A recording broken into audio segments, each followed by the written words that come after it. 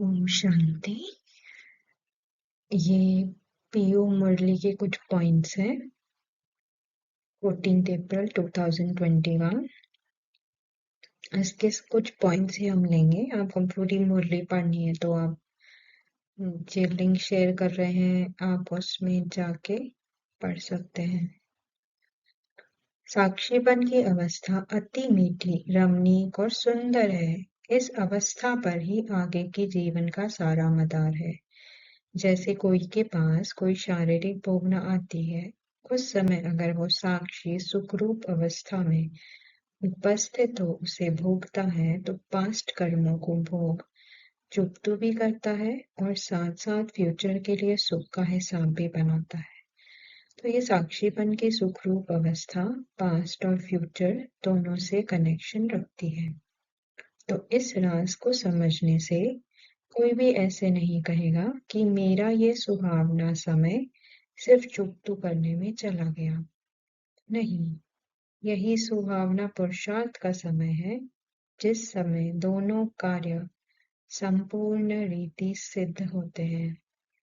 ऐसे दोनों कार्य को सिद्ध करने वाला तीव्र पुरुषार्थी ही अतीन्द्रिय सुख व आनंद के अनुभव में रहता है। पहली बात यहाँ जो चुगतू करने का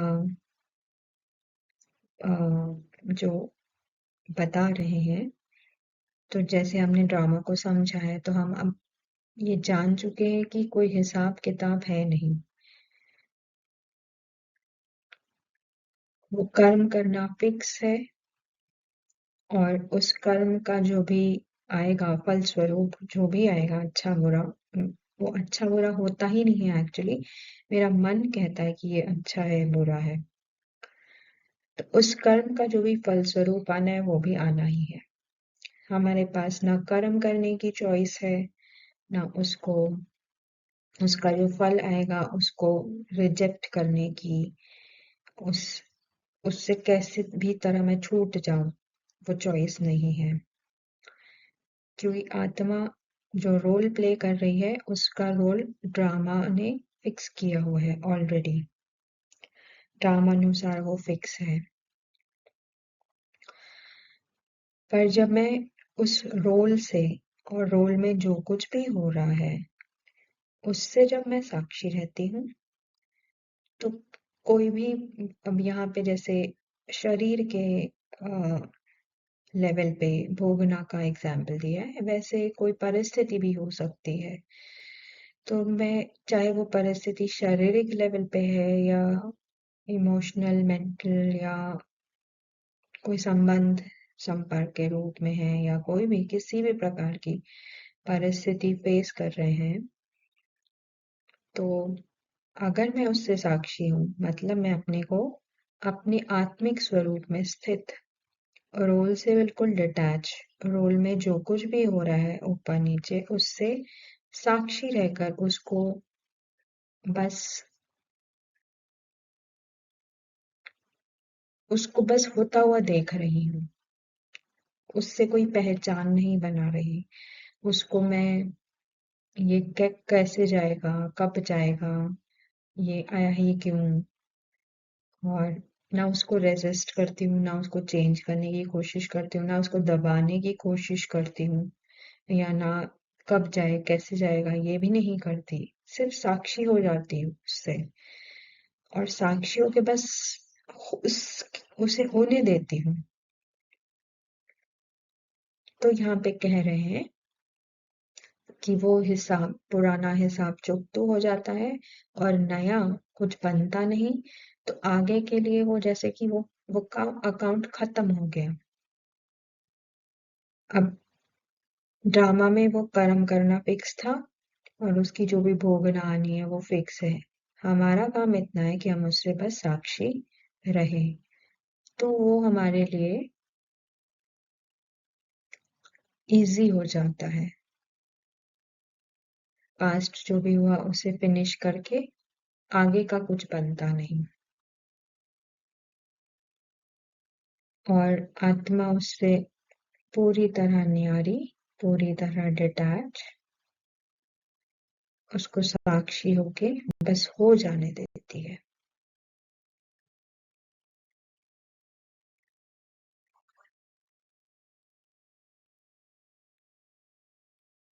इस वैरायटी विराट ड्रामा की हर एक बात में तुम बच्चों को संपूर्ण निश्चय होना चाहिए, क्योंकि ये बना बनाया ड्रामा बिल्कुल वफादार है।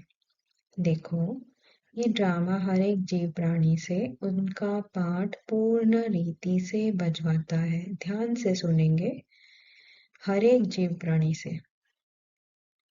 भल कोई रॉन्ग है तो वो रॉन्ग पार्ट भी पूर्ण रीति से बजाता है। अब ये रॉन्ग और राइट जो हम कह रहे हैं, एक्चुअली ड्रामा में कुछ भी रॉन्ग और राइट नहीं है, ड्रामा तो ड्रामा है, पर मेरा मन उसको लेबल देता है रॉन्ग और राइट का। और और ऐसे भी हो सकता है कि कोई चीज एक व्यक्ति के लिए रॉन्ग हो सकती है पर वो दूसरे व्यक्ति के लिए राइट हो सकती है। तो रॉन्ग और राइट बहुत सब्जेक्टिव है। तो भल कोई रॉन्ग है तो वो रॉन्ग पार्ट भी पूर्ण रीति से बजाता है। ये भी ड्रामा की नूंद है।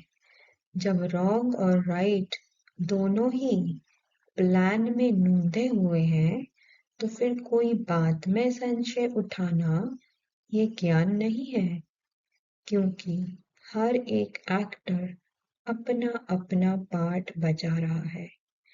जैसे बाइस्कोप में अनेक भिन्न भिन्न नाम रूपधारी एक्टर्स अपनी अपनी एक्टिंग करते हैं, तो उनको देख किससे नफरत आवे और किससे हर्षित होवे ऐसा नहीं होता है। पता है कि ये एक खेल है जिसमें हर एक को अपना अपना गुड और बैड पार्ट मिला हुआ है। वैसे ही इस अनादि बने हुए बाइस्कोप को भी साक्षी हो एक रस अवस्था से हर्षित मुख हो देखते रहना है।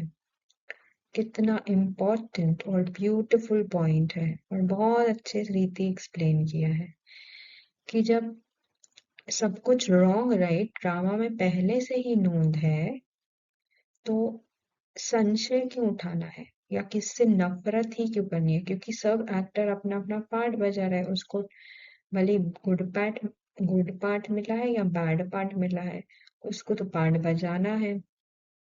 वो उसके पास चॉइस नहीं है, ड्रामा ने उसको चॉइस नहीं दी है कि आप ये पार्ट बजाओगे या नहीं बजाओगे, बिकॉज इट्स जस्ट अ खेल। हर एक एक्टर सिर्फ एक्टिंग कर रहा है, तो उसको देख के किससे नफरत आना या किससे अच्छा इसने बड़ा अच्छा किया और इसने तो बहुत ही गंदा काम किया है तो इससे नफरत करूं, ऐसे हो नहीं सकता है। अगर आपने इसको ड्रामा समझा है, खेल की रीति समझा है, तो आप किसी को प्रेज या किसी से क्योंकि उसने बहुत अच्छा काम किया और किसी ने बहुत गलत काम किया है तो उससे नफरत नहीं करेंगे।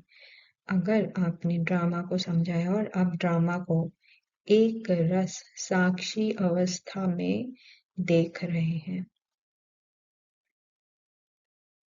और एक रस अवस्था अर्थात आत्मिक स्वरूप से साक्षी होके ड्रामा को अगर देख रहे हैं, चाहे वो फिर आपका खुद का पार्ट क्यों ना हो, सिर्फ दूसरे का पार्ट नहीं, खुद का पार्ट क्यों ना हो, क्योंकि आत्मा जो भी पार्ट इस ड्रामा में प्ले कर रही है, जैसे इसके केस में सिद्धि, तो सिद्धि पार्ट में जो कुछ भी हो रहा है, गुड बैड राइट रॉन्ग, मेरा मन बोलता है वैसे कुछ होता नहीं, good bad right wrong drama में जो है वो फिक्स है, वो होना ही है। मेरे चाहने से या मेरे न चाहने से कुछ होगा नहीं होगा, पॉसिबिलिटी नहीं है। तो अपने पार्ट में या जो आत्मा अपना जो पार्ट प्ले कर रही है या दूसरे और भी आत्माएं जो उनका रिस्पेक्टिव पार्ट्स प्ले कर रही है, बस उसको साक्षी होके देखना है ड्रामा के राज को समझते हुए, क्योंकि रॉन्ग और राइट दोनों ही प्लान में नूंद है।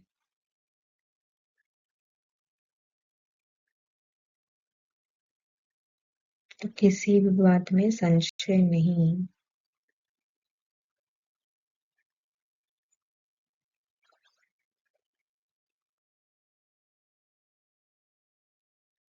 धैर्यवस्थ अवस्था धारण करने का मुख्य फाउंडेशन वेट एंड सी। हे मेरे प्रिय बच्चों, वेट अर्थात धैर्य धरना, सी अर्थात देखना। अपने दिल भीतर पहले धैर्यवत गुण धारण कर, उसके बाद फिर बाहर में विराट ड्रामा को साक्षी हो देखना है। जब तक कोई भी राज सुनने का समय समीप आवे, तब तक धैर्यवत गुण की धारणा करनी है। समय आने पर उस धैर्यता के गुण से राज सुनने में कभी भी विचलित नहीं होंगे। इसलिए हे पुरुषार्थी प्राण, जरा ठहरो और आगे बढ़कर राज देखते चलो। इस ही धैर्यवत अवस्था से सारा कर्तव्य संपूर्ण रीति से सिद्ध होता है। ये गुण निश्चय से बांधा हुआ है। ऐसे निश्चय बुद्धि साक्षी दृष्टा हो हर खेल को हर्षित चेहरे से देखते आंतरिक धैर्यवत और अडोल चित्त रहते हैं। यही ज्ञान की परिपक्व अवस्था है, जो अंत में संपूर्णता के समय प्रैक्टिकल में रहती है।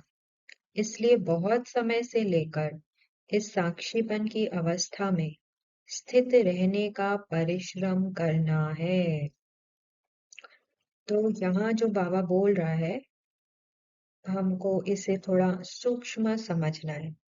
मुरली में ऐसे बहुत सारे पॉइंट्स आते हैं, अनायास अचानक एक दो लाइनें आती है जिसको हम समझ नहीं पाते। जैसे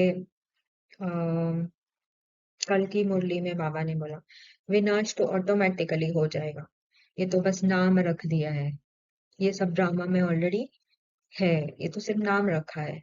फिर बाबा ने एक और बात कही कि मुझे जानने से आप सब जान जाएंगे, मेरे मेरे को जानने से मेरे द्वारा सब कुछ जान जाएंगे, फिर कुछ भी जानने को रहेगा नहीं।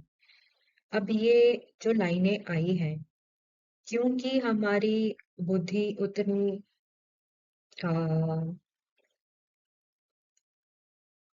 हमारा साइलेंस की जो अवस्था है वो उतनी मैच्योर नहीं है, तो हमें ये लाइनें समझ आती है नहीं कि बाबा एग्जैक्टली क्या बोलना चाहता है। क्योंकि बाबा की बात जो सूक्ष्म बातें हैं वो समझने के लिए बाबा की फ्रीक्वेंसी से हमें मैच करना पड़ेगा। मतलब एकदम आत्मिक स्वरूप में टिक के उन बातों को रियलाइज करना पड़ेगा।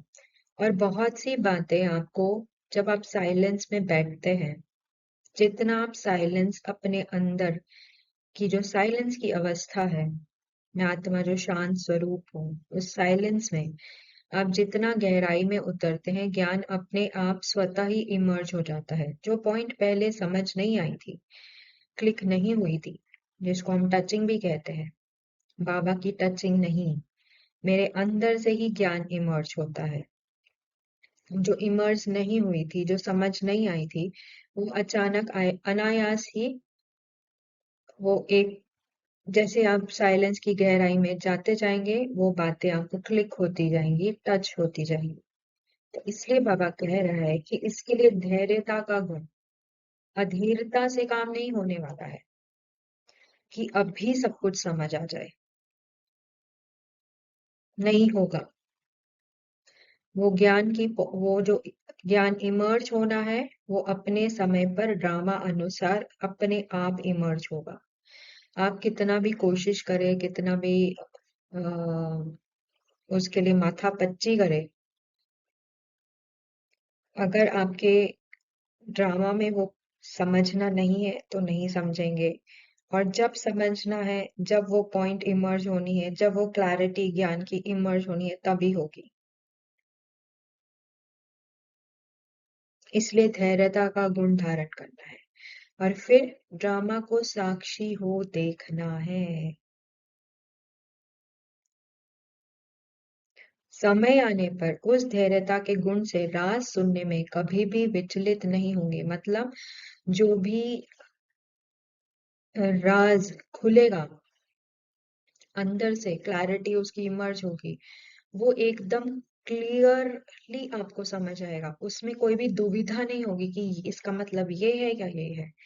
वो एकदम क्लैरिटी से आपको बस जैसे एक ही थॉट इमर्ज होगा और वो ही थॉट आप पकड़ के वो एकदम क्लियर होगा। उसमें कोई भी ऐसा है या वैसा है, ऐसा नहीं है या वैसा नहीं है, ये कोई भी दुविधा उस थॉट में नहीं होगी। तो इसलिए धैर्यता का गुण और निश्चय निश्चय चाहिए कि जो भी है मेरे ड्रामा में इमर्ज होना, ड्रामा अनुसार इमर्ज हो ही जाएगा। ये है ज्ञान की परिपक्व अवस्था। विचलित होने की जरूरत नहीं है। ये भी नहीं कि अरे मुझे ही नहीं समझ में आ रहा, बाकियों को समझ आ रहा है, मुझे समझ नहीं आ रहा है। कब समझ आएगा? तो बहुत समय से साक्षीपन की अवस्था में स्थित रहने का परिश्रम करना है, क्योंकि मन को हमेशा उसे फास्ट रिजल्ट्स चाहिए। उससे चाहिए कि अभी सब समझ आ जाए। उसे चाहिए कि अभी सब ज्ञान इमर्ज हो जाए, अभी सब कुछ हो जाए। तो बाबा कह रहा है कि साक्षी होके अपने ड्रामा को भी देखते चलो। साइलेंस में धैर्यता, निश्चय बुद्धि, ड्रामा को साक्षी हो देखते चलो। समय पर सारे राज खुल ही जाएंगे अपने आप।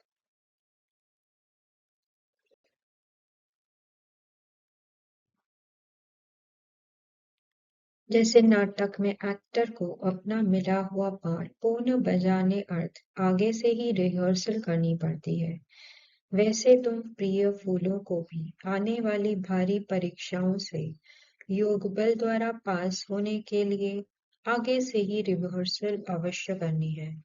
लेकिन बहुत समय से लेकर अगर ये पुरुषार्थ किया हुआ नहीं होगा तो उस समय घबराहट में फेल हो जाएंगे। और रिहर्सल मतलब साक्षी, एक ही रिहर्सल है साक्षी दृष्टा की। हर सीन, चाहे वो अंदर, चाहे वो कुछ भी ड्रामा के लेवल पे, अंदर के लेवल पे, मन के लेवल पे हो रहा है, चाहे बाहर दुनिया के लेवल पे, हम जिसको सो कॉल्ड दुनिया, बाहर की दुनिया कहते हैं, उसके लेवल पे हो रहा है।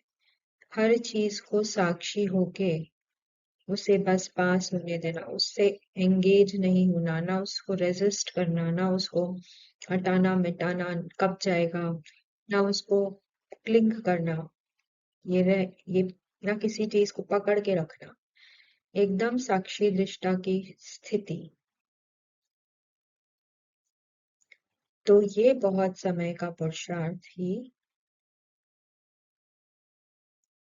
अवश्य, यही जरूरी है। अगर बहुत समय से नहीं किया होगा तो जो अंदर में तूफान मचेगा, बाहर जो सीन्स चलेंगे, उसमें आत्मा मन के लेवल पे फंस जाएगी, या बाहर के सीन देखते हुए फिर मन के लेवल पे ही फंस जाएगी और घबराहट हो जाए, और घबराहट में फेल हो जाएगी। ज्ञान स्वरूप स्थिति में स्थित रहने से स्वतः शांत रूप अवस्था हो जाती है। जब ज्ञानी तो आत्मा बच्चे मुरली सुनते हैं तो चारों तरफ शांति का वायुमंडल बन जाता है, क्योंकि वे कुछ भी महावाक्य सुनते हैं तो आंतरिक डीप चले जाते हैं। डीप जाने के कारण आंतरिक उन्हों को शांति की मीठी महसूसता होती है। अब इसके लिए कोई खास बैठकर मेहनत नहीं करनी है, परंतु ज्ञान की अवस्था में स्थित रहने से ये गुण अनायास आता है। तुम बच्चे जब एकांत में बैठते हो तो शुद्ध विचारों रूपी लहरें उत्पन्न होती है। उस समय बहुत उपराम अवस्था होनी चाहिए। फिर अपने निज शुद्ध संकल्प में स्थित होने से अन्य सब संकल्प आपे ही शांत हो जाएंगे और मन अमन हो जाएगा। क्योंकि मन को वश करने अर्थ भी कोई ताकत तो अवश्य चाहिए। इसलिए पहले अपने लक्ष्य स्वरूप के शुद्ध संकल्प को धारण करो। जब आंतरिक बुद्धियोग कायदे प्रमाण होगा तो तुम्हारी ये निरसंकल्प अवस्था स्वतः हो जाएगी। यहाँ पे जो बाबा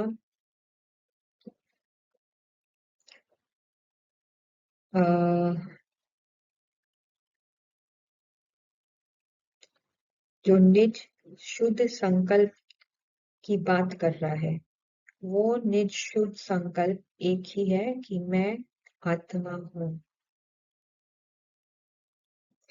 इसमें स्थित होने से बाकी जो मन के, और ये संकल्प के रूप में नहीं है एक्चुअली, ये डीप फीलिंग की बात हो रही है यहाँ पे। जैसे आज मैं फलानी, जैसे इसके केस में जो रोल प्ले हो रहा है, बी के सिद्धि हूँ या सिद्धि हूँ, तो ये एक नेचुरल फीलिंग के रूप में है, ये संकल्प के रूप में भी नहीं है। ये सबकॉन्शियस में, सबकॉन्शियस में एक आइडेंटिटी, एक नेचुरल आइडेंटिटी एक के रूप में है। मुझे याद नहीं करना पड़ता है मैं सिद्धि हूँ, सिद्धि हूँ, सिद्धि हूँ। वो आइडेंटिटी, वो रोल की जो आइडेंटिटी है, वो अपने आप ही काम करती है। तो यहाँ पे जो बाबा निज शुद्ध संकल्प में स्थित होने की बात कर रहा है, वो है सोल की आइडेंटिटी, कि मैं रोल नहीं सोल हूँ। और ये सोचने की बात नहीं है, ये जब आपके डीप सबकॉन्शियसनेस में आप पूरी तरह से रोल से एकदम डिटैच अवस्था में होते हैं, एकदम आपका, जिसको बाबा बोला नेचुरल नेचर, आपका जो आत्मा है, मैं हूँ ही आत्मा, इस आइडेंटिटी से, इस आइडेंटिटी मतलब वर्ड अभी नहीं, शब्द अभी मिल नहीं रहे, ये एक डीप नोइंग है अंदर कि मैं आत्मा हूँ। डीप नोइंग से जब आप उसमें स्थित रहते हैं तो अपने आप ही बाकी मन के लेवल के जो भी संकल्प हैं वो शांत हो जाते हैं। का अर्थ ये नहीं है कि वो आते नहीं है, ऑफ कोर्स उनके जो संख्या है वो बहुत कम होगी, पर संकल्प आएंगे। पर संकल्प आप उस संकल्प से अपनी पहचान नहीं बनाएंगे, उस संकल्प को मैं मेरा नहीं करेंगे। वो मन के लेवल पे आया है, जिस संकल्प को आपको अटेंशन देना है और उसको कार्य में लाना है, वो अपने आप हो जाएगा। और जिस संकल्प को मुझे नहीं, जो मुझ आत्मा को सर्व नहीं करते हैं, वो संकल्प अपने आप ही जैसे आएंगे और चले जाएंगे, आप उसके प्रभाव में नहीं फंसेंगे। क्योंकि भले ही मैं आत्मा उस डीप नोइंग में हूँ, पर उसके साथ साथ मुझे रोल भी तो साइमल्टेनियसली, पार्ट जो मिला है ड्रामा के लेवल पे वो तो प्ले करना ही है। पर अब मुझे पार्ट मुझे डिक्टेट नहीं करता, मैं पार्ट को डिक्टेट करती हूँ। पाठ के कौन से संकल्पों को मुझे अपना ध्यान देना है, अटेंशन देना है, किसको फिर कर्म में लाना है, वो मैं डिसाइड करती हूँ, रादर देन कि वो रोल की कॉन्शियसनेस में, रोल की फीलिंग में जो अपने आप ही हुए जा रहा था। ये है आप पे ही शांत हो जाएंगे। पर मन धीरे धीरे उस साइलेंस में, आत्मा के साइलेंस में डूबता जाएगा, डूबता जाएगा, तो उतने संकल्प की स्पीड और क्वांटिटी कम कम कम होते जाएगी।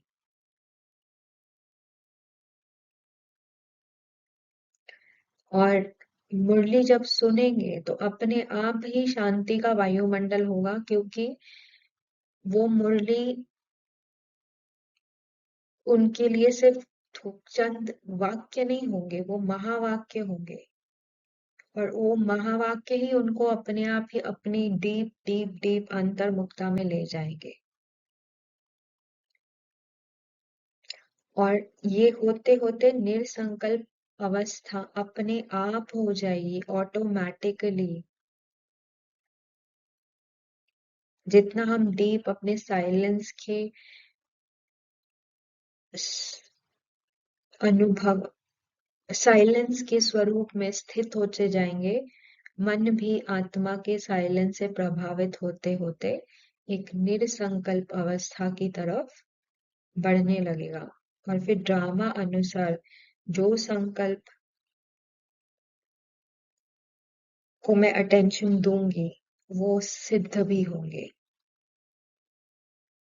वो पावरफुल होंगे क्योंकि वो बहुत कम क्वांटिटी के होंगे, बहुत कम संकल्प होंगे, और जो भी होंगे वो बहुत पावरफुल होंगे। तो नेगेटिव को पॉजिटिव करने की जरूरत ही नहीं है। अपने सत्य स्वरूप में जागृत रहने की, और सत्य स्वरूप में जितना हम जागृत रहेंगे ये सारा चीज अपने आप ऑटोमेटिकली हो जाएगा। जितना हम अपने साइलेंस को जागृत होंगे, साइलेंस के नेचर को। अच्छा, ओम शांति।